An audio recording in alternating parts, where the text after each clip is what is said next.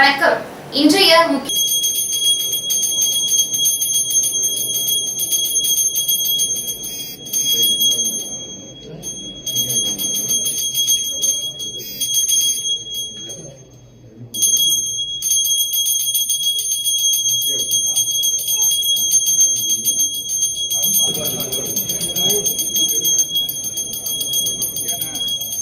புதுச்சேரியில் நாளை திறக்கப்பட இருந்த பள்ளி கல்லூரிகள் திறப்பு தற்காலிகமாக ஒத்திவைக்கப்படுவதாக துணைநிலை ஆளுநருடனான ஆலோசனைக்கு பிறகு கல்வித்துறை அமைச்சர் நமச்சிவாயம் தெரிவித்துள்ளார்.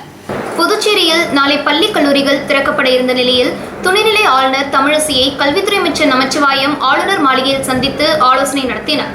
ஆலோசனைக்கு பின் வெளியே வந்து செய்தியாளருடன் பேசிய கல்வித்துறை அமைச்சர் நமச்சிவாயம் நாளை பள்ளி கல்லூரிகள் திறக்கப்பட இருந்த நிலையில் பல்வேறு தரப்பினரின் கோரிக்கைக்காக ஆளுநரை சந்தித்து பேசியதாகவும் அப்போது தற்போதுள்ள கொரோனா சூழ்நிலையில் மற்ற மாநிலங்களின் செயல்பாடுகளை குறித்து ஆலோசிப்பதாகவும் எனவே இவற்றை கருத்தில் கொண்டும் மாணவர்களின் நலனை கருத்தில் கொண்டும் நாளை திறக்க இருந்த பள்ளி கல்லூரிகள் திறப்பு தற்காலிகமாக ஒத்திவைக்கப்பட்டுள்ளதாக கல்வித்துறை அமைச்சர் நமச்சிவாயம் தெரிவித்துள்ளார்.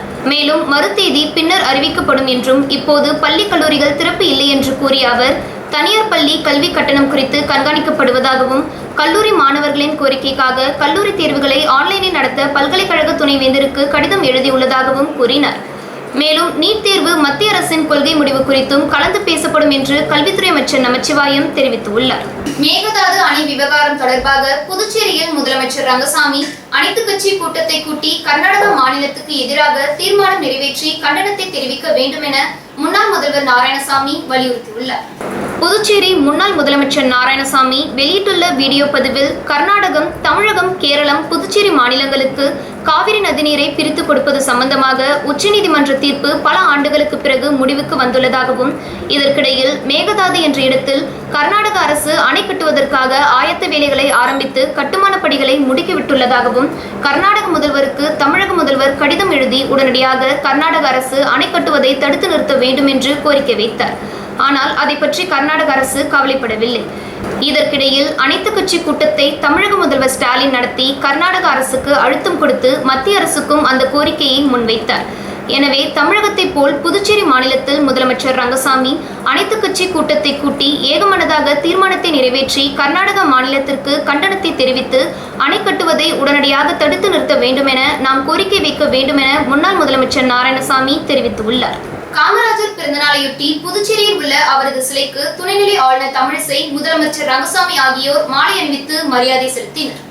கர்ம வீரர் காமராஜரின் 119வது பிறந்தநாளையொட்டி புதுச்சேரி அண்ணா சாலையில் அமைந்துள்ள காமராஜர் திருவுருவ சிலைக்கு துணைநிலை ஆளுநர் தமிழிசை சவுந்தரராஜன், முதலமைச்சர் ரங்கசாமி, சபாநாயகர் செல்வம், உள்துறை அமைச்சர் நமச்சிவாயம், பொதுப்பணித்துறை அமைச்சர் லட்சுமி நாராயணன், வேளாண் துறை அமைச்சர் ஜெயக்குமார் மற்றும் என்ஆர் காங்கிரஸ், பாஜக சட்டமன்ற உறுப்பினர்கள் மாலை அணிவித்து மரியாதை செலுத்தினர். இதேபோல் காங்கிரஸ் கட்சி தலைவர் சுப்பிரமணியன், முன்னாள் முதலமைச்சர் நாராயணசாமி, பாராளுமன்ற உறுப்பினர் வைத்தியலிங்கம் மற்றும் காங்கிரஸ் சட்டமன்ற உறுப்பினர் வைத்தியநாதன் உட்பட ஏராளமான காங்கிரசார் ஊர்வலமாக வந்து காமராஜர் சிலைக்கு மாலை அணிவித்து மரியாதை. மருத்துவ உற்பத்தியாளர்கள் சங்கத்தினர் சட்டப்பேரவையில் முதல்வர் ரங்கசாமியை சந்தித்து தங்களது கோரிக்கை மனுவை வழங்கினர்.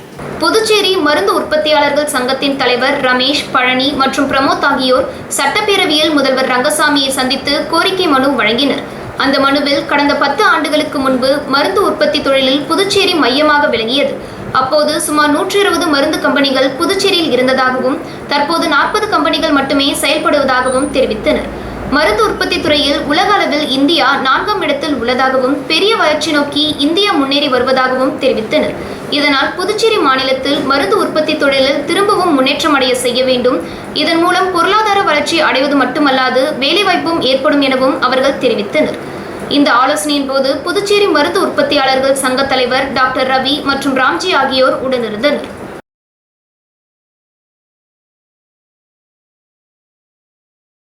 உப்பளம் தொகுதியில் பாரதிய ஜனதா கட்சி சார்பாக தடுப்பூசி முகாம் நடைபெற்றது.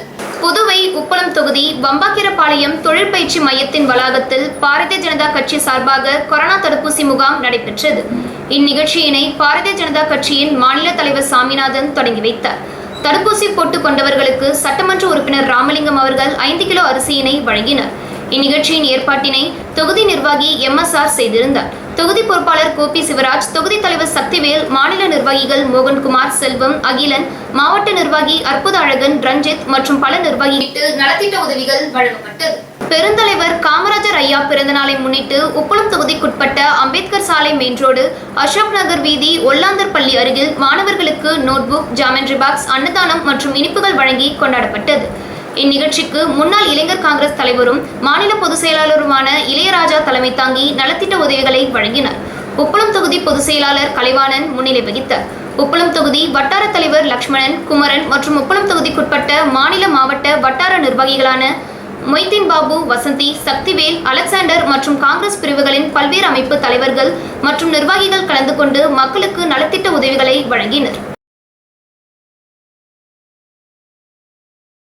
முத்தியால்பேட்டை தொகுதி சார்பில் கர்மவீரர் காமராஜர் பிறந்தநாளை முன்னிட்டு ஏழை எளிய மக்கள் மற்றும் மாணவர்களுக்கு நலத்திட்ட உதவிகள் சட்டமன்ற உறுப்பினர் பிரகாஷ்குமார் வழங்கினார்.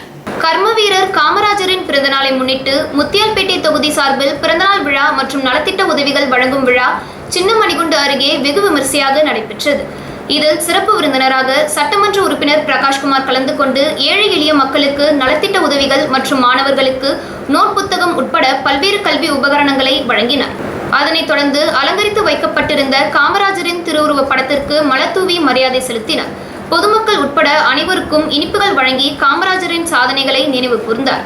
இதில் திரளான பொதுமக்கள், மாணவர்கள் உட்பட ஏராளமான கட்சி சார்பாக முருகம்பாக்கத்தில் காமராஜர் பிறந்தநாளை முன்னிட்டு பொதுமக்களுக்கு நலத்திட்ட உதவிகள் வழங்கப்பட்டது. கர்மவீரர் காமராஜர் பிறந்தநாளை முன்னிட்டு அரியாங்குப்பம் தொகுதிக்குட்பட்ட முருகம்பாக்கம் பகுதியில் வட்டார காங்கிரஸ் தலைவர் திருநாவுக்கரசு தலைமையில் நலத்திட்ட உதவிகள் மற்றும் அன்னதானம் வழங்கப்பட்டது.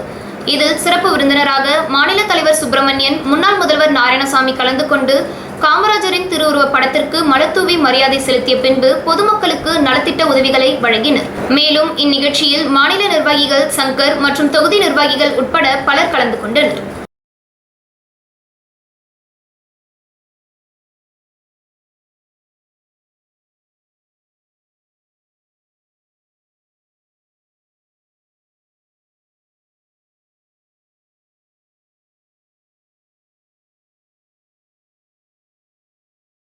புதுச்சேரி காங்கிரஸ் கட்சி சார்பில் காமராஜர் பிறந்தநாளையொட்டி லெனின் வீதியில் உள்ள அவரது திருவுருவ சிலைக்கு காங்கிரஸ் தலைவர் சுப்பிரமணியன் தலைமையில் ஏராளமான காங்கிரசார் மாலை அணிவித்தும் 300க்கும் மேற்பட்ட ஏழை எளிய மக்களுக்கு உணவு வழங்கி கொண்டாடினர். புதுச்சேரி பிரதேச காங்கிரஸ் கமிட்டி சார்பில் பெருந்தலைவர் காமராஜரின் பிறந்தநாள் விழா சிறப்பாக கொண்டாடப்பட்டு வருகிறது.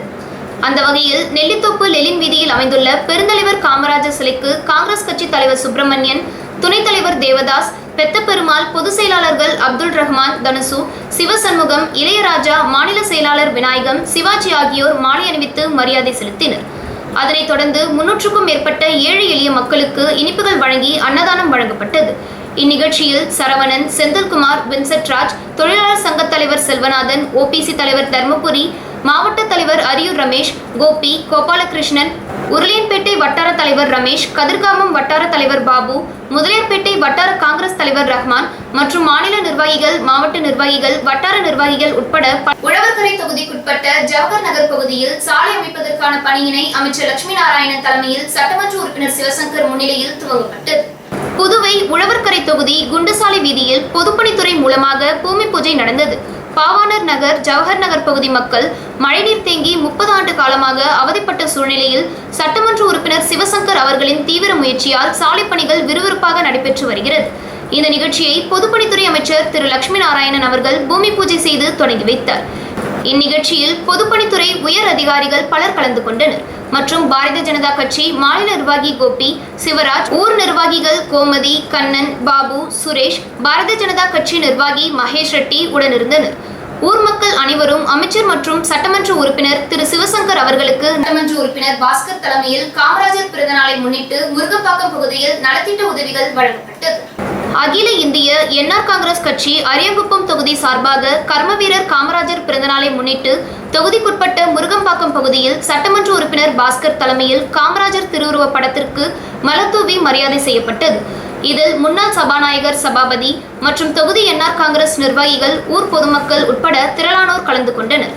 மேலும் அனைத்து பொதுமக்களுக்கும் நலத்திட்ட உதவிகள் வழங்கப்பட்டது.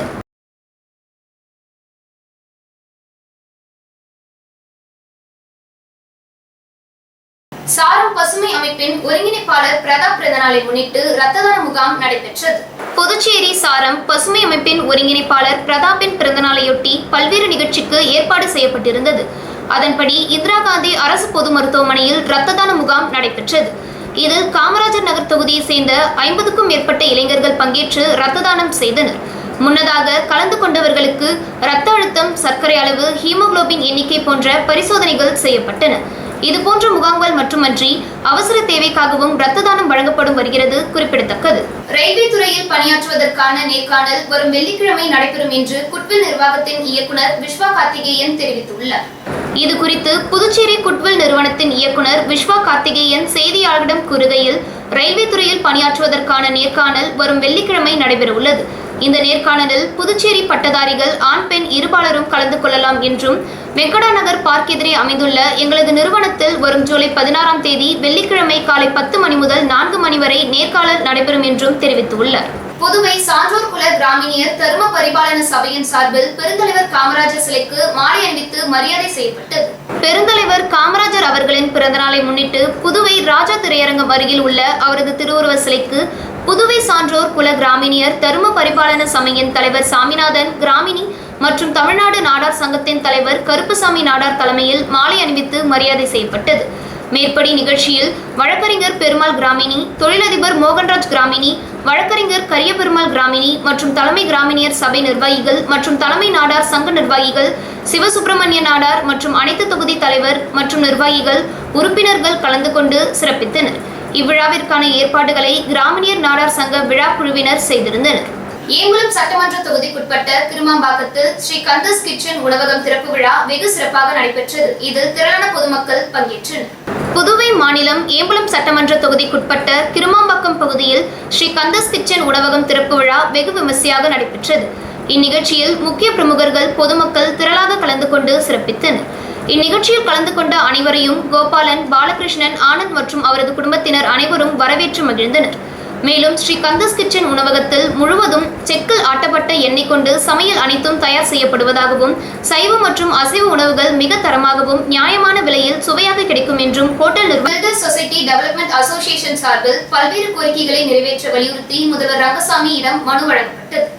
முதல் அலை மற்றும் இரண்டாம் அலை காரணமாக பொதுப்பணித்துறை ஒப்பந்ததாரர்கள் வருவாயின்றி மன ரீதியாகவும் பொருளாதார ரீதியாகவும் பெரிதும் பாதிக்கப்பட்டு உள்ளதால் பல்வேறு கோரிக்கைகள் அடங்கிய மனுவினை முதல்வர் ரங்கசாமியிடம் வழங்கினர். அம்மனுவில் கோவிட் முதல் காலக்கேடு முடிந்ததும் ஓராண்டு கால நீடிப்பு தந்தது போல் தற்போது இரண்டாவது அலை நீடிக்கும் இந்த தருணத்தில் மேலும் ஒரு ஆண்டு காலம் நீடிப்பு செய்து வேண்டும் என்றும், 2020-2021 நிதியாண்டுக்கான ஒப்பந்ததாரர்களுக்கு தர வேண்டிய நிலுவைத் தொகையை உடனடியாக வழங்கிடவும், கோவிட் இரண்டாவது அலை காரணமாக கட்டுமான பொருட்களின் விலையேற்றத்தின் காரணமாகவும் ஒப்பந்ததாரர்கள் நிலுவையில் உள்ள பணிகளை தொடர முடியவில்லை. ஆகையால் தற்போதுள்ள விலையேற்றத்திற்கு தகுந்தாற்போல் விலையை உயர்த்தி தர வேண்டியும், மேலும் கருவூலத்தில் செல்கின்ற பில்லை சரிபார்க்க மிகவும் காலதாமதம் ஏற்படுகிறது. இதனை உடனடியாக முடித்து தர வேண்டும் என போன்ற பல்வேறு கோரிக்கைகள் அடங்கிய மனுவை Puducherry builders society development association தலைவர் முத்து தலைமையில் செயலாளர் எழிலன், பொருளாளர் செல்வம், செயற்குழு உறுப்பினர்கள் மற்றும் பொதுக்குழு உறுப்பினர்கள் உட்பட பலர் முதல்வர் ரங்கசாமியை நேரில் சந்தித்து மனு அளித்தனர்.